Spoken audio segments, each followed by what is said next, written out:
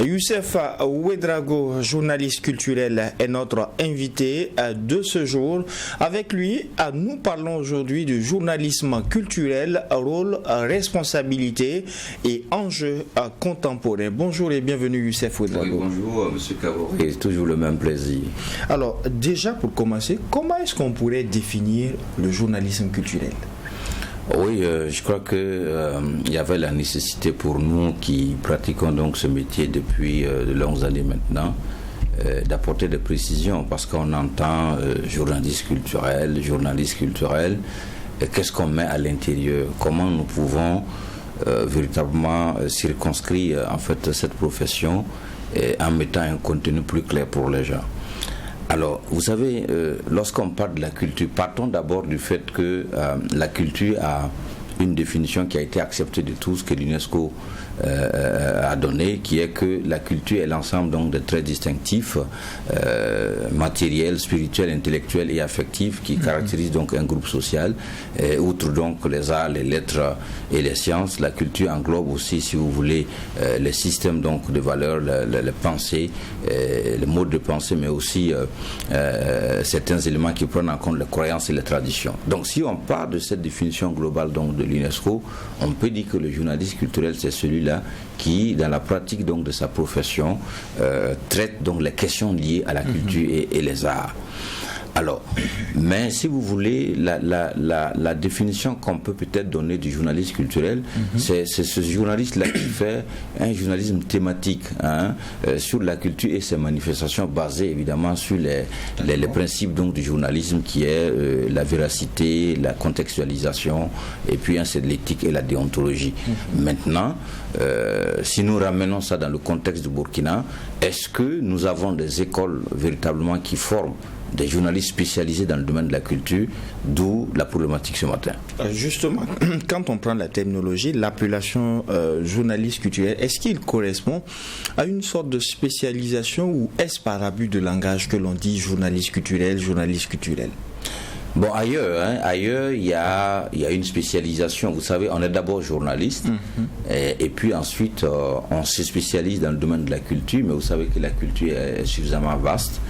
Et après, on peut se proclamer, permettez-moi l'expression, journaliste culturel. Sinon, c'est par abus de langage. On est d'abord journaliste, formé donc dans des écoles ou des instituts. Et puis, dans la pratique de notre métier, on décide maintenant de se spécialiser. C'est la même chose pour le droit, c'est la même chose pour l'économie. On est d'abord journaliste et puis on se spécialise dans un domaine spécifique. Mais quand vous regardez un peu le contexte du Burkina, on a parfois l'impression que ils ne sont pas considérés des journalistes au même titre que les autres. Ou parfois on a l'impression qu'ils ont fait des écoles où on les a d'abord spécialisés avant qu'ils ne viennent sur le terrain.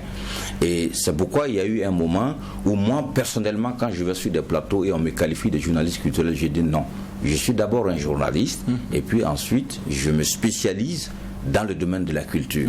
Et c'était important de mettre cette nuance parce que parfois on regarde les journalistes culturels avec un peu de condescendance.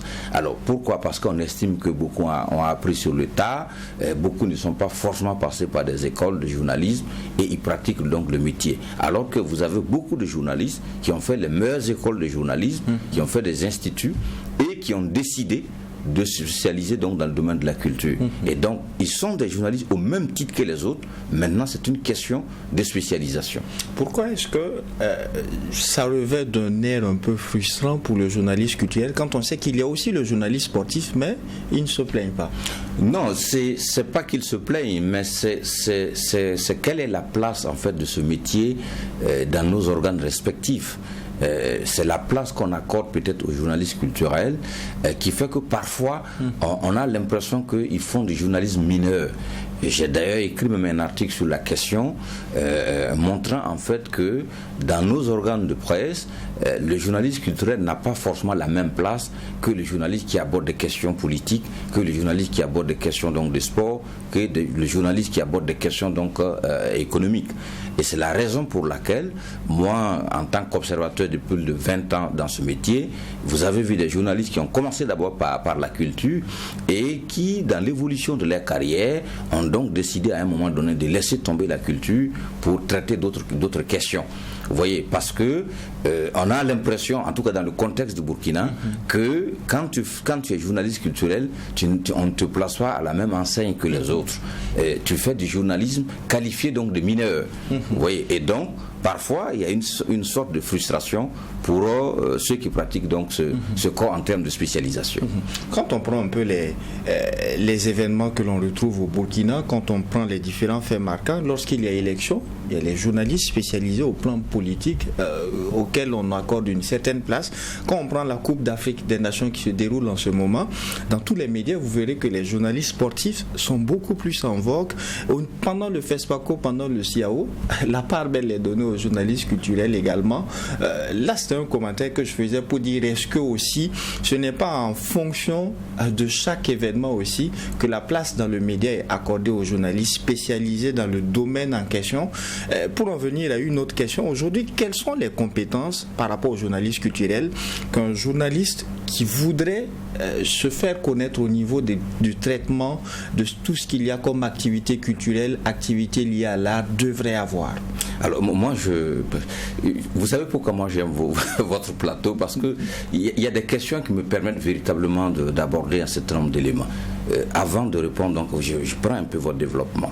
Si vous prenez les événementiels comme le FESPACO, le CIAO, bon, je ne vais pas mettre le CIAO dedans, même s'il y a une dimension culturelle, et la SNC, vous voyez, les événements majeurs culturels de notre pays. Alors quand vous prenez ces deux événements, en temps normal, dans nos différents organes de presse, ce sont les journalistes culturels qui devaient donc décrypter, analyser les faits marquants donc de ces événements. N'est-ce pas ce qui est fait? Alors, mais dans la plupart de nos médias, je l'avais même dit ici sur ce plateau, que nous n'avons pas de desk culture, c'est-à-dire que nous n'avons pas des desks où on a un certain nombre de journalistes qui sont rompus et qui peuvent traiter l'actualité culturelle autrement qu'un journaliste généraliste. Et donc, vous avez beaucoup de rédactions dans nos médias au Burkina où quand il y a ces événements, ce sont les mêmes journalistes qui ont l'habitude de couvrir les événements politiques, les événements culturels, bon, en fait, les événements choses économiques qu'on envoie pour couvrir ce type d'événements. Et donc, leur rendu, parce que chaque métier a ses codes, chaque métier c'est une question de spécialisation. Donc, quand on voit un journaliste généraliste qui couvre un événement culturel, il y a un certain nombre d'éléments qu'il n'arrive pas donc à faire ressortir. Et c'est ce qui se passe actuellement au Burkina. Je vais vous donner un exemple. Allons-y.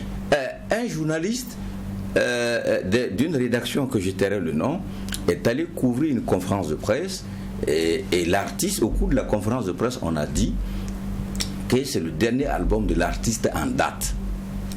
Le journaliste qui revient donc dans sa rédaction faire un papier et il dit que c'est le dernier album de la carrière de l'artiste qui ne va plus chanter. Alors que le dernier album en date veut tout simplement dire que bon, c'est en termes d'actualité, c'est sa dernière donc chose musicale. Mais l'élément est passé dans un grand média de la place. Et nous avons attiré l'attention de ce média pour dire non, c'est le dernier album en date de l'artiste. Donc ça montre quoi? Ça montre que en fait, et je tiens à préciser que le journaliste qui allait faire donc cette couverture médiatique, c'est un journaliste rompu, c'est-à-dire qu'il a de l'expérience, mais il ne maîtrise pas les éléments de langage du monde culturel, notamment artistique. Pour revenir maintenant à votre question, quelles sont les compétences que le journaliste culturel doit avoir? Évidemment, il doit d'abord être bien formé, parce que j'ai dit que le journalisme culturel, c'est un journalisme thématique qui focalise donc le regard sur la culture et ses manifestations. Donc, il doit avoir d'abord les compétences d'un bon journaliste. Maintenant, s'il a les compétences d'un bon journaliste, il doit comprendre ce que c'est que la culture. La dimension matérielle de la culture, la dimension immatérielle de la culture, quels sont les éléments qui caractérisent en fait la culture et l'évolution aussi de la culture. Parce que la culture est dynamique. Et si vous n'avez pas tous ces éléments en compte, vous ne pouvez pas analyser les faits culturels. Parce que la culture, c'est d'abord des faits. Comment vous analysez ça avec un regard pluriel si vous ne savez pas lire un tableau, par exemple? Si vous ne connaissez pas... Regardez même les reportages, par exemple, des événements culturels. J'étais à Dakar au cours d'une formation et il y a un formateur par exemple qui nous a dit dans le cadre de comment promouvoir le livre donc à travers donc la radio, et il disait par exemple si vous êtes un journaliste et que vous ne mettez pas on va dire la manière dans le traitement des événements culturels, bon, un élément du journal ne peut pas intéresser quelqu'un. Si vous partez couvrir un festival ou un concert d'un artiste, quels sont les éléments sur lesquels vous mettez l'accent de sorte à ce que le téléspectateur ou l'auditeur qui vous écoute puisse quand même être saisi par rapport donc à votre reportage. Donc voilà autant d'éléments que le journaliste culturel doit maîtriser, sinon il fait un élément, j'ai envie de dire, comme insipide, et parfois ça ne rend pas compte de ce qui se fait, ou bien ça ne permet pas donc au téléspectateur ou à l'auditeur d'être captivé par rapport à un fait culturel.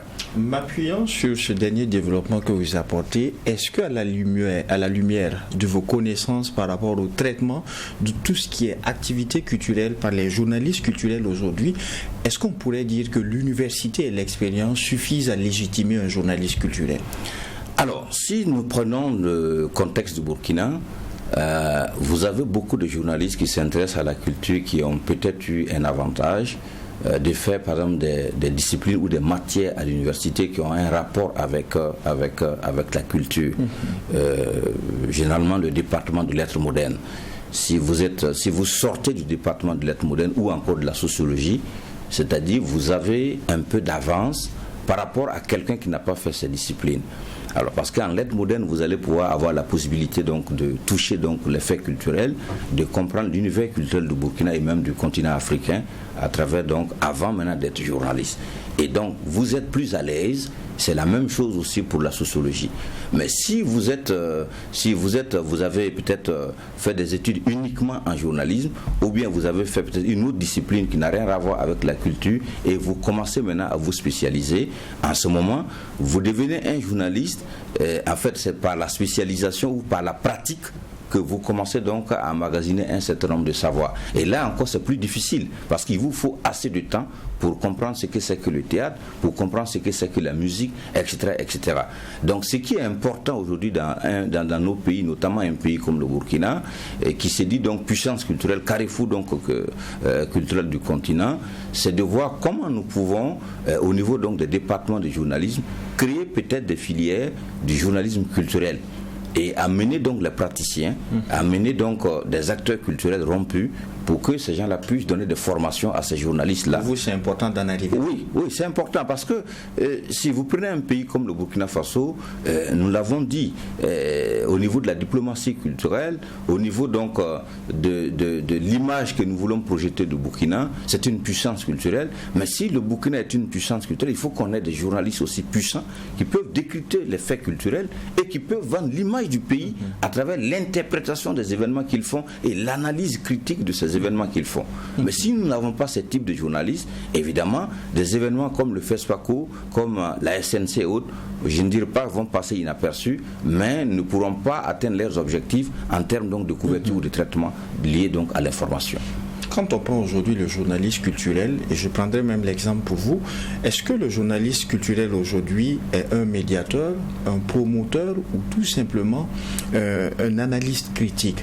La plupart des journalistes culturels, soit ils ont leurs activités, une activité culturelle, je prends l'exemple des femmes que nous connaissons bien, soit il est critique au niveau de ce qui se fait sur le plan culturel, au niveau des conférences de presse des différents artistes qui annoncent une dédicace et tout, on les voit généralement. À quoi est-ce qu'il correspond réellement? Un médiateur, un promoteur ou un analyste critique? Non, c'est bon, vous savez, le journaliste culturel, comme je l'ai dit, il a beaucoup de rôles. D'abord, c'est vrai, dans la pratique, dans l'évolution donc du métier, beaucoup ont associé à leur métier l'organisation donc de spectacles, mais un journaliste culturel n'est pas un organisateur de spectacles, pas du tout. D'accord. Voilà, peut-être dans le contexte du Burkina, on a à un moment donné, on s'est investi en fait cette mission de se dire que après avoir pratiqué ce métier, est-ce qu'on ne peut pas servir autrement? Sinon, un journaliste culturel n'est pas un promoteur de spectacle. Ça, c'est le premier élément.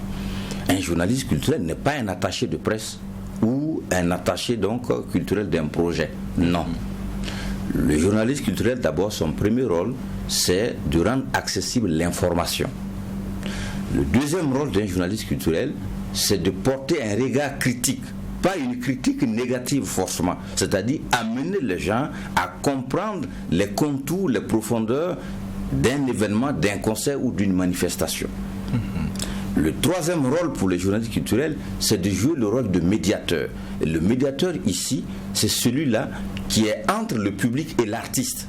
C'est-à-dire, il permet donc au public de saisir la profondeur et les contours de l'œuvre artistique, à travers donc son regard d'ensemble, à travers donc son analyse.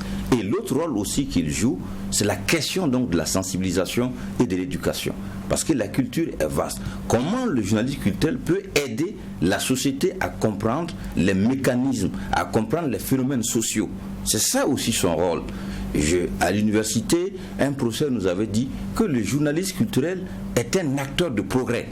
Un acteur de progrès dans le sens où il amène donc les sociétés à comprendre donc les enjeux culturels et les enjeux sociaux. Voilà en fait son rôle. Mais est-ce qu'il peut remplir toutes ces missions si lui-même, en tant que journaliste culturel, il ne maîtrise pas les enjeux liés donc à la culture, il ne maîtrise pas la culture qui englobe divers domaines? Si lui-même il est inculte, comment peut-il être journaliste culturel? Voilà toute la problématique liée donc à cette profession. Alors, 3 minutes de temps d'antenne. Quelles sont aujourd'hui les difficultés que traversent les journalistes culturels? Les difficultés, un jour, je préfère commencer avec cette anecdote. Je suis allé rendre visite à un ami dans un quartier de Ouagadougou. Et j'ai trouvé que cet ami-là était en train d'achever donc sa construction. Il m'a fait le tour de sa maison et ensuite nous sommes rentrés à l'intérieur et il me dit: Youssef, si tu restes journaliste culturel, tu ne pourras pas construire cette maison. Qu'est-ce qu'il a voulu dire? Il a voulu, parce que lui, il a été d'abord journaliste culturel et après il est allé dans d'autres domaines. Et quand il m'a dit ça, je l'ai même intégré dans un de mes livres aussi qui va sortir. Effectivement, après un peu de recul, je me suis rendu compte que si je restais aussi journaliste culturel, en tout cas uniquement journaliste culturel, ce n'est pas évident que je pourrais avoir la maison qu'il m'a présentée. On est journaliste culturel par passion. Oui. On a envie de on est journaliste culturel par passion. Non, justement, on est journaliste culturel par passion. Mais en même temps, lorsque vous pratiquez un métier, ce métier doit vous amener à pouvoir vous réaliser socialement. Quand vous prenez toute la chaîne de valeur, l'artiste musicien ou l'artiste chanteur, quand il commence, à un moment donné, quand l'œuvre marche, il arrive à se réaliser socialement. Mais le journaliste qui est médiateur, qui se situe entre le public et lui, quand vous faites une analyse croisée depuis quelques années, vous vous rendez compte que les meilleurs journalistes culturels et même les anciens et autres, à un moment donné, ce n'est pas évident. Est-ce que vous ne craignez pas de décourager les jeunes? Non, on ne décourage pas les jeunes. Nous sommes en train de dire tout simplement que c'est un secteur d'activité qui mérite qu'il y ait beaucoup plus la réflexion pour voir comment on peut améliorer la pratique de ce métier. Comment on peut travailler de sorte à ce que, quand on est journaliste culturel, qu'on puisse avoir sa place au sein donc de nos organes. Comment on peut analyser les faits culturels de sorte à ce que on puisse tirer aussi des recettes liées donc à la couverture médiatique de nos événements culturels. Parce que vous voyez, par exemple, dans les rédactions, j'étais avec un des directeurs généraux qui me dit: vous, les acteurs culturels, à chaque fois vous venez demander pardon pour qu'on couvre vos événements, vous ne voulez pas payer. Et tout ça, ça fait que le journaliste culturel ne peut pas vivre de son métier. 30 secondes. Voilà, en 30 secondes, ce qu'on peut dire, c'est comment il faut mener la réflexion pour renforcer donc la pratique de ce métier, de sorte à ce que ce métier soit au même titre que les autres. Les 10 dernières secondes par rapport aux jeunes qui veulent l'embrasser. Les jeunes qui veulent l'embrasser, c'est d'abord de se former. Parce que si vous êtes un excellent journaliste culturel, au-delà de Burkina Faso, on peut avoir besoin de vos compétences. Et à partir de ce moment, on dit les choses qui sont rares sont les choses qui sont demandées. Et donc vous pouvez vous construire. Si je suis sur ce plateau, c'est parce que je ne suis pas n'importe qui aussi, que je peux venir parler du journalisme culturel. Donc un jeune qui veut venir parler à ton plateau, il lui faut beaucoup d'années. Et il est important de leur préciser à ces jeunes que le journaliste culturel, il voyage beaucoup également dans plusieurs activités. Tout à fait. Alors, merci à vous Youssef Ouedraogo. Je rappelle que vous êtes journaliste culturel. Merci d'avoir partagé ce temps d'antenne avec nous. Merci à vous auditeurs et téléspectateurs. C'est tout pour ce numéro 3e de la semaine du DEJ Matinal Info. En attendant, Dieu voulant de vous retrouver pour un prochain numéro, non seulement portez-vous bien, mais aussi et surtout que Dieu bénisse le Burkina Faso. Au revoir.